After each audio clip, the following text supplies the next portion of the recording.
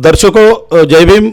आज हम पिंपरी विधानसभा के जो पूरे एमएलए है और जो अम्बेडकरी जो मूवमेंट है और जो पैंथर की मूवमेंट गए उसमें जो सक्रिय हुए हैं और जो अपनी जो बुद्धिस्ट की जो पाली भाषा है वो पाली भाषा के जो उसमें ज्ञान उनको ज्ञान प्राप्त है, ऐसे पूर्व विधायक Gautam ji चाबुसवार, advocate Gautam ji चाबुसवार Lord Buddha TV के इस प्रोग्राम में अपने साथ है। चाबुसवार 2 से 6 साल पूरे हुए, उसके बारे में आप क्या कहना चाहेंगे? जय भीम। सबसे पहले मैं सभी भीम सैनिकों को 1 जनवरी शौर्य दिन की मैं बधाई देता हूं।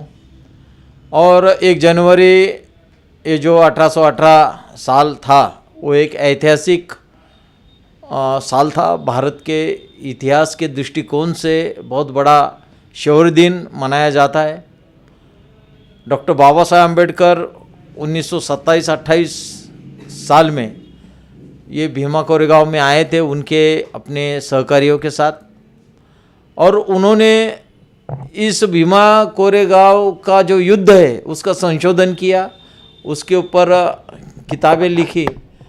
जब वो मालूम पड़ा कि ये जो शौर्य जो महारों ने पेशवाई के खिलाफ किया था उसके लिए ब्रिटिशों ने ये जो स्तंभ है, ये स्तंभ यहाँ पर उनकी याद में जो युद्ध पेशवाई के खिलाफ जीता था उनके याद में ये स्तंभ खड़ा किया गया है। और आज 200 साल से ज़्यादा वक्त हो गया है, आज भी पूरे महाराष्ट्र से नहीं तो पूरे देश से मानवंदना देने के लिए ये जो भीमा कोरेगांव वहाँ पर लोग आते थे। बड़ा घनघोर युद्ध हुआ था।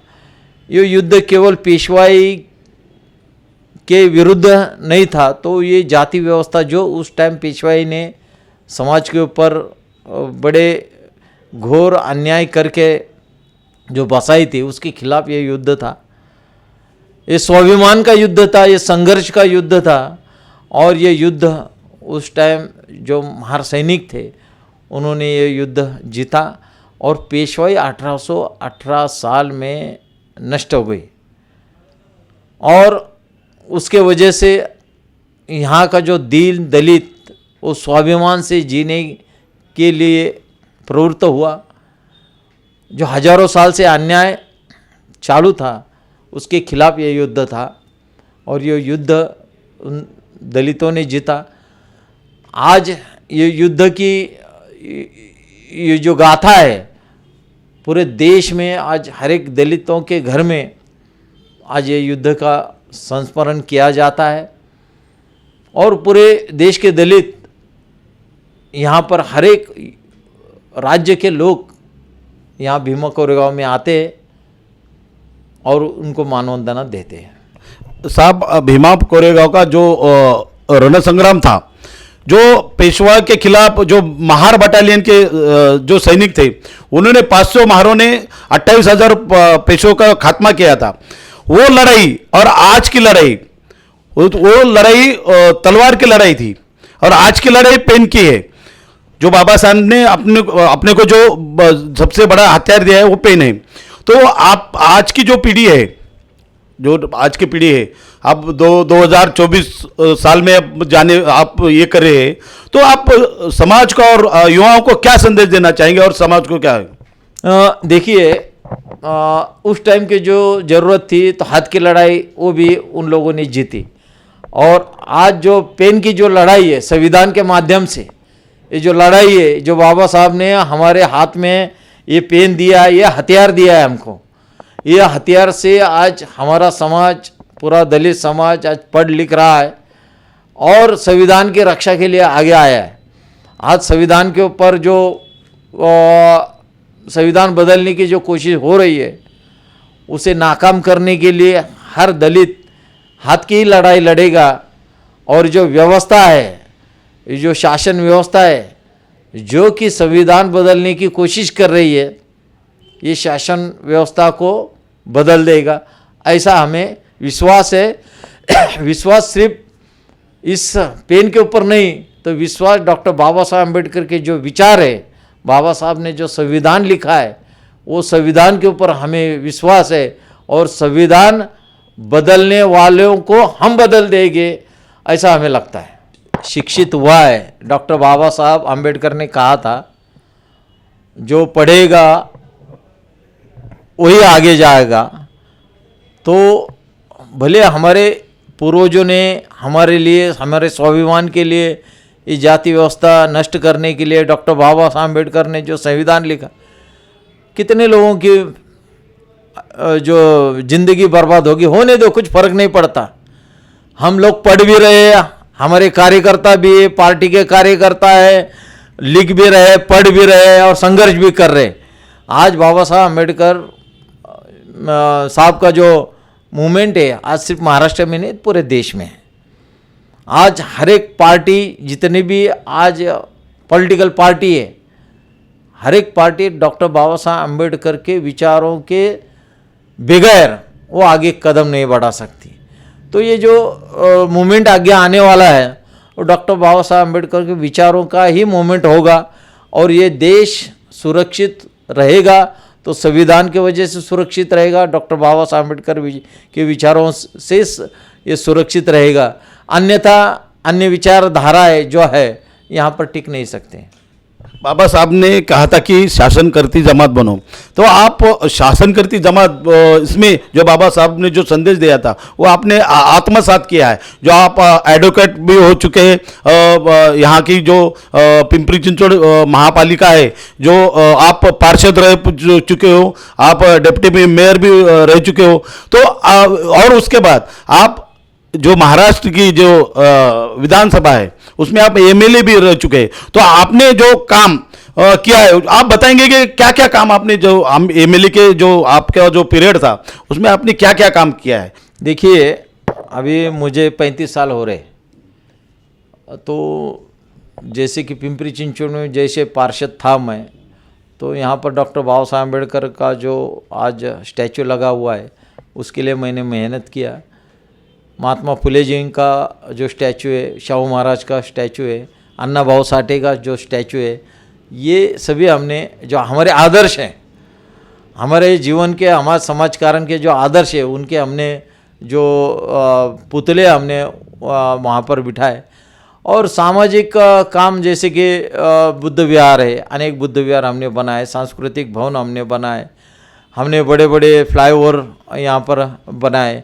और सबसे बड़ी बात, जैसे कि यहाँ पर डॉक्टर बाबा साहब अम्बेडकर का जो धम्म का मिशन था, उस धम्म के मिशन के लिए हमने यहाँ पर डॉक्टर बाबा साहब अम्बेडकर पाली भवन, हमने उसके लिए 24 करोड़ रुपए का स्टेट गवर्नमेंट की तरफ से हमने अनुदान पाया। 13.5 करोड़ रुपया हमको हमारे पीडब्ल्यूडी के पास आए। अभी हम एक 10-15 दिन में उसका भूमि पूजन करने जा रहे हैं। दूसरी बात, पाली भाषा जो है वो भगवान बुद्ध की वाणी है, और भगवान बुद्ध की वाणी जो है 84,000 उसमें उपदेश है, और ये उपदेश पाली त्रिपिटक में समाया हुआ है। और जो पाली त्रिपिटक है उसका हम मराठी ट्रांसलेशन करने जा रहे हैं। तो पाली भाषा से जो उपदेश है वो मराठी में ट्रांसलेट होंगे और उसके लिए 5 करोड़ का अनुदान हमने महाराष्ट्र शासन से हमने लिया है। उसका भी सावित्रीबाई फुले यूनिवर्सिटी में हम लोग ट्रांसलेशन का भी काम, वो भी महीने 2 महीने में शुरू हो रहा है। तो ऐसे हम लोग बाबा साहब का जो मिशन लेके आगे चल रहे हैं, क्योंकि अगर समाज में सुधारना होना है, समाज समतावादी होना है, समाज में अगर शांतता होनी है, तो भगवान बुद्ध के विचारों से ही होगी, अन्यथा समाज का ये जो विषमतावादी विचार है वो नहीं होगा। डॉक्टर बाबा साहब अम्बेडकर के विचारों से और भगवान बुद्ध के विचारों से ये सब होने वाला है। इसलिए हम लोग कोशिश कर रहे हैं, हर एक जन ने डॉक्टर बाबा साहब अम्बेडकर का थोड़ा एक मिशन लेके आगे चलना चाहिए। जैसे कि हमने थोड़ा सा एक कदम बढ़ाया, हमने कोई बहुत बड़ा काम नहीं किया, लेकिन एक एक कार्यकर्ता ने एक एक ऐसा मिशन लेके अगर काम किया तो निश्चित ये समाज बदलेगा, या राज्य बदलेगा और ये देश भी बदलेगा। साहब, आप जो सामाजिक न्याय विभाग है, जो अपने दलित जो स्टूडेंट्स है उनके लिए जो स्कॉलरशिप मिलती है, तो उसके बारे में गए कुछ सालों से वो स्कॉलरशिप का जो इशू है वो सॉल्व नहीं हो रहा है। और जो बार्टी का जो इशू है, बार्टी में जो विद्यार्थी है वो पीएचडी करते हैं, उनका भी इशू है। तो ये इसके बारे में कौन इसको जवाबदार है कि जो ये सॉल्व नहीं होता है? देखिए, कल ही मैं बार्टी में जो विद्यार्थी उपोषण के लिए बैठे उनको मैं मिल के आया, उनकी समस्या मैंने सुन ली। मैं अभी गवर्नमेंट के पास जाने वाला हूँ। ऐसा कभी नहीं हुआ था। जो एमफिल के स्टूडेंट है, जो पीएचडी के स्टूडेंट है और जो स्कॉलरशिप के वजह से वो लोग पीएचडी कर सकते थे, आज गवर्नमेंट को ये नहीं चाहिए कि दलित समाज, पिछड़ा समाज सीखे, पढ़े और आगे जाए। उनको आज के जो समाज राज्य व्यवस्था है उनको समाज को गुलाम बनाना है, और इसलिए वो लोग पढ़ने के खिलाफ हैं। जैसे महात्मा फुले ने पढ़ाने के लिए उनके मिसेस को, उनकी धर्मपत्नी को पढ़ाया और शिक्षित करके लोगों में शिक्षण चालू किया। उस टाइम महात्मा फुले जी को बहुत विरोध हो गया। उनके पिताजी गोविंदराव फुले ने उनको, दोनों पति पत्नी को घर से बाहर निकाला। तो कौन लोग थे? वो वही लोग थे जो आज शिक्षण के लिए विरोध कर रहे हैं। ये वही परंपरा आ रही है उनकी। तो इनको, बहुजन समाज को, पिछड़े दलितों को, इनको आगे आना नहीं देना है, और उनको जो एजुकेशन है, जो शिक्षण है, उनको नहीं देना है। अगर वो शिक्षित हो गए तो समाज बदलने की ताकत रखेंगे। आज के शासन व्यवस्था को गुलाम चाहिए, और गुलाम बनने की प्रक्रिया चालू हो गई है। एजुकेशन सिस्टम का आज पूरे देश में, पूरे राज्य में उन्होंने एजुकेशन सिस्टम ही ख़त्म कर दी। तो ऐसी उनकी पॉलिसी है। ये सब आरएसएस और बाकी के लोगों की पॉलिसी है। उनको ये देश शिक्षित नहीं करना है। देखिए, जितने भी दलित संगठन हैं और जो उनके लीडर है, आज संविधान खतरे में है। जिस बाबा साहब अम्बेडकर के विचारों के ऊपर ये पॉलिटिकल पार्टी, दलित पार्टी हुई है, और बाबा साहब के विचारों ने ही संविधान अपने को दिया है। अगर वही खतरे में है तो ये जो भी हमारे लीडर हैं, जैसे कि रामदास जी आठवले, प्रकाश जी आंबेडकर है, कवाड़े साहब है, इन्होंने एक व्यासपीठ के ऊपर आकर इन्होंने जो संविधान को बदलना चाहते, उनके खिलाफ होना चाहिए। लेकिन परिस्थिति अलग है। आज प्रकाश अंबेडकर जी, बाबा साहब जी जो है वो महाविकास आघाड़ी के साथ है। आठवले जी, कवाड़े जी आज वो महायुति के साथ है। तो उन्होंने सोचना चाहिए इस बात के ऊपर, दलितों का हित किसमें है, दलितों को कौन मदद कर रहा है, या संविधान को कौन बचाना चाहते, उनके साथ उन्होंने रहना चाहिए। आपसे आप जहाँ से एमएलए थे, तो जो मावड़ है वहाँ का जो बीजेपी के जो यहाँ के जो बड़े नेता थे, उन्होंने आपके पार्टी में प्रवेश किया है, तो इसके बारे में आपको क्या कहना है? नहीं, देखिए, अभी ये उथल पुथल होती रहती है। ये जो जब इलेक्शन आता है तो ये पूरे देश में हो रहा है, ये पार्टी का वो पार्टी में, वो पार्टी को, ये तो होता रहता है। अभी ये जो है, अभी विचारों की लड़ाई है, और विचारों की लड़ाई के साथ आज एक महायुति की सरकार जो है उसके खिलाफ महाविकास आघाड़ी, इंडिया जो कहा जाता है, तो इंडिया की जो लड़ाई होने वाली है। तो जो संविधान, अभी इंडिया की भी जो लड़ाई संविधान बचाने के लिए, आज 28 जो पार्टी है इंडिया की, वो एक होकर संविधान बचाने का ही उनका महत्व का मुद्दा है, और वो मुद्दा लेकर वो लोग चल रहे हैं। फैसिस्ट वादी जो शक्तियां हैं उनके खिलाफ ये सब हो रहा है। और ये तो बात चलते, ये तो लोकल मुद्दा है, कौन से पार्टी में से कौन गया कौन आया, जो जिसको पार्टी एक्सेप्ट करेगी वो टिकट देगी, वो लोग चुन के आने वाले। तो ये मुद्दा मेरे हिसाब से लोकल है। तो अभी जो लोकसभा के जो चुनाव है, जो बाबा साहब जी आम्बेडकर और उद्धव जी ठाकरे, इनकी जो गठबंधन हुआ है, लेकिन बाबा साहब ने ये किया है कि मुझे 12 जगह चाहिए। तो ये मुमकिन है क्या? आपको क्या लगता है कि मुमकिन हो सकता है क्या? देखिए, पार्टी, बाला साहब की पार्टी आज क्या कमज़ोर पार्टी नहीं है। बाला साहब ने 7% वोट लोकसभा में ली थी और 6% वोट जो है वो विधानसभा में लिए थे। तो वो जो पार्टी है वो क्या ऐसी कमज़ोर पार्टी नहीं है, उसका भी विचार होना चाहिए। उन्होंने जो मांग की है कि 12 मेंबर ऑफ पार्लियामेंट के सीट्स हमें चाहिए, तो उसमें बैठ के सभी इंडिया आघाड़ी के जो लोग हैं, महाराष्ट्र में जो 48 सीट है उसमें से देखिए कितने देंगे। इसके वजह ये ऐसा नहीं कि 12 सीट नहीं दे तो हम नहीं लेंगे, ऐसा नहीं, उसमें कुछ कॉम्प्रोमाइज़ होगा और सीट का बंटवारा हो जाएगा। तो ये जो पॉलिटिकल बातें हुई है और सामाजिक स्तर पर जो अभी जो बाबा साहब की जो मूवमेंट है, उसमें जो बुद्ध विहार, चलो बुद्ध की और बुद्ध विहार में आजकल के जो तरुण युवा है वो नहीं जाते हुए दिखते हैं, इसका कारण क्या है?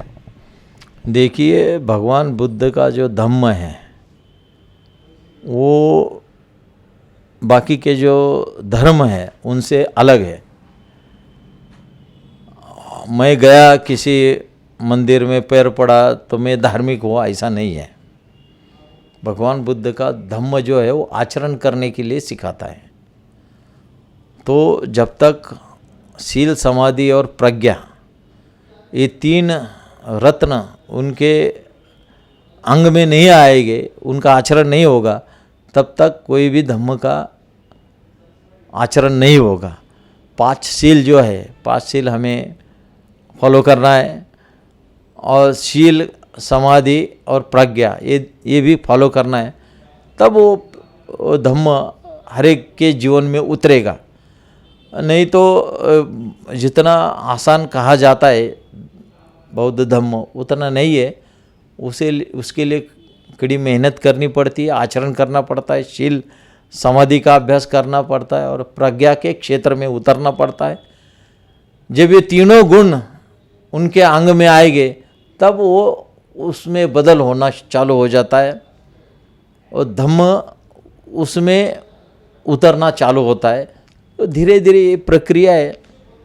2500 साल पहले भगवान बुद्ध ने धम्म दिया, 500 साल शुद्ध रूप से रहा, 1800 साल इस देश में रहा, पूरे एशिया खंड में फैल गया। 1956 में डॉक्टर बाबा साहब अम्बेडकर ने हमें धम्म दिया। आज 50, 56, 70 साल हो रहे हैं। इतने जल्दी ये नो, इसकी प्रक्रिया है। धम्म जो हर एक समाज में आने के लिए उसको टाइम लगता है, 100 साल भी लग सकते हैं, 150, लेकिन हाँ अगले आने वाले 500 साल जो है ये शुद्ध धम्म के, और पूरा भारत बौद्ध में होगा अगले 500 साल में, उसमें ये करेंगे। लेकिन अभी संविधान बन चुका है, उसके ऊपर पुनः पैक्ट हो गया, पुनः करार हो गया। बाबा साहब के ऊपर बहुत परिस्थिति बिकट आई थी, महात्मा गांधी जी को उन्होंने जीवन दान दिया, वो बात हो गई है, अभी आगे चलना है। अभी है ऐसे परिस्थिति में तुम्हारी ताकत है क्या 500 केंद्र सरकार में सरकार लाने की? तुम है क्या महाराष्ट्र सरकार में सरकार लाने की? कर सकते हैं आप। नहीं, जो सिस्टम है, मैं सिस्टम के बारे में कह रहा हूँ सर। नहीं, सिस्टम ही होगा ही नहीं है। तुम्हारे पास अगर मेंबर ऑफ पार्लियामेंट नहीं, तुम्हारे पास एमएलए नहीं है, तुम कुछ नहीं कर सकते। अगर तुम्हारे पास सत्ता है तुम कुछ भी कर सकते, जैसे आज ये लोग कर रहे हैं। तो इससे आप जैसे जो मेरा कहने का मतलब ये है कि जो कैपेबल जो कैंडिडेट है, इसलिए उसमें जो सभागृह में जाना चाहता है वो नहीं जाता है। क्यों नहीं जाना चाहता? जा, लोगों ने वोटिंग दिया तो जाएगा ना, ऐसा नहीं है, गलत बात है। आप आपको अगर कैंडिडेट अच्छा है उनको चुनने का संविधान ने अधिकार दिया है, आपको किसको वोट डालने का आप डाल सकते हैं, चुन के दे सकते हैं। लेकिन बाबा साहब ने जो 4 संस्थाएं दी थी, मेरा एक अलग ये क्वेश्चन है, 4 संस्था दी थी जो धार्मिक के लिए जो आपको भारतीय बौद्ध महासभा दी थी, और एजुकेशन के लिए पीपल्स एजुकेशन सोसाइटी दिया था, और पॉलिटिकली उनका ये था कि रिपब्लिकन पार्टी ऑफ इंडिया, और चौथी थी जो आपको संरक्षण के लिए समता सैनिक दल। इनमें से आपको कौन सा एक्टिव लगता है, इसमें से कौन सी संस्था है? सभी डॉक्टर बाबा साहब अम्बेडकर ने जो विचारपूर्वक ये जो संस्था निकाले, सभी संस्था एक्टिव है, लेकिन उनको चलाने वाले लोग भी चाहिए, उनको फॉलो करने वाले भी लोग चाहिए। आज 100 साल हो रहे समता सैनिक दल को, अगले साल 100 साल होने वाले। बाबा साहब ने एक विजन देखा था, भविष्य देखा था, उस भविष्य में उन्होंने ये सब चीज़ फाउंडेशन आपको कर के दिया था, लेकिन आपका काम था आगे चलाना है, तो आप नहीं चला पाए। तो ये किसकी गलती है? बाबा साहब की गलती है कि आपकी गलती है? तो आने वाले पीढ़ी के लिए आप क्या संदेश देने वाले हैं? आप आने वाली पीढ़ी का संदेश यही है कि बाबा साहब ने आपके लिए कुछ भी सब कुछ करके रखा है, आप उसको आगे बढ़ाने का, बात खत्म हो जाती है वहीं पे। सब क्या नहीं दिया, जैसे आपने उल्लेख किया कि 4 संस्था दिए, 4 संस्थाओं के लेके आगे बढ़ो, आपका उद्धार हो जाएगा, समाज का उद्धार होगा, राज्य का उद्धार होगा, देश का उद्धार होगा। ये थे पिंपरी विधानसभा के पूरे MLA advocate Gautam ji Chabukswar, Lord Buddha के इस प्रोग्राम में कैमरामैन विकास के साथ, कलिंदर मामू के साथ, लॉर्ड बुद्धा टीवी के लिए विनोद चांदमारे, पिंपरी पुणे। जय भीम।